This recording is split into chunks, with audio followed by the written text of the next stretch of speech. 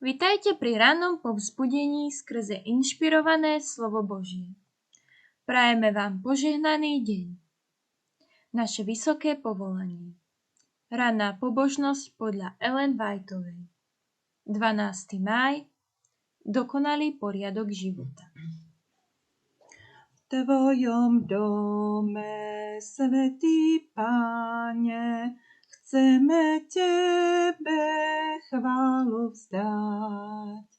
Keď dnes nové požehnanie z ruky Tvojej smieme vzdať.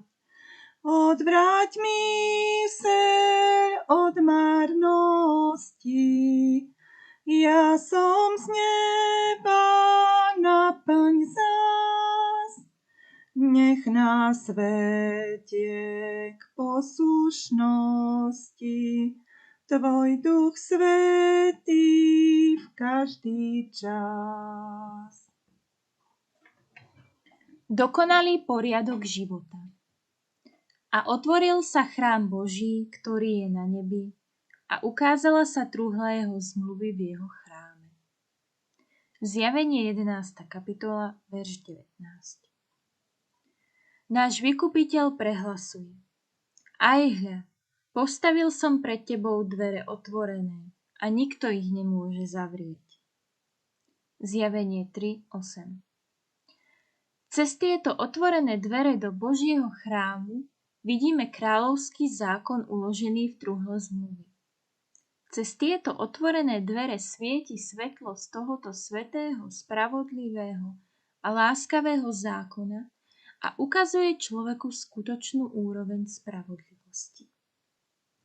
Tak sa pri utváraní vlastného charakteru nemusí dopúšťať žiadnych chýb a bude spĺňať Božie požiadavky. Tento zákon hriech zavrhuje. Musíme sa ho zbaviť. Pýcha a sebectvo môžu nájsť miesto v ľudskom charaktere len vtedy, keď z neho vytlačia toho, ktorý bol skromného a pokorného srdca.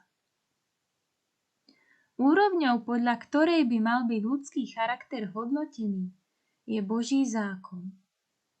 Ak si stanovíme takú úroveň, aby vyhovovala nám samotným a snažíme sa spĺňať meradlo, ktoré sme si sami stanovili, pri snahe dostať sa do neba naprosto zlyháme.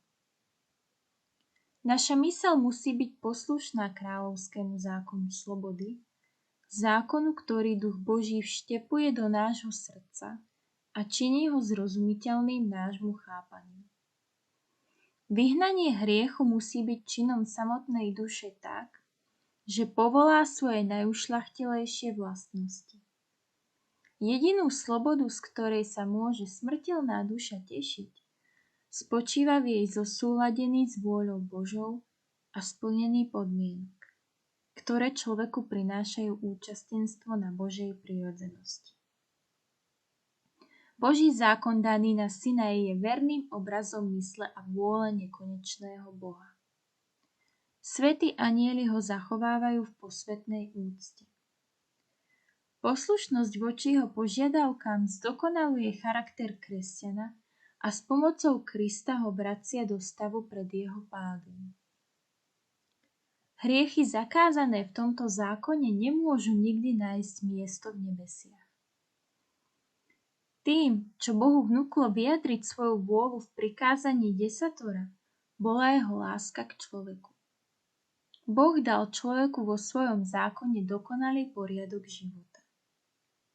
Ak je človek poslušný, žije podľa neho skrze Ježišove zásluhy. Ak ho prestupuje, môže byť zatratený. Tento zákon privádza ľudí ku Kristovi a Kristus ich k nemu opätovne odkazuje.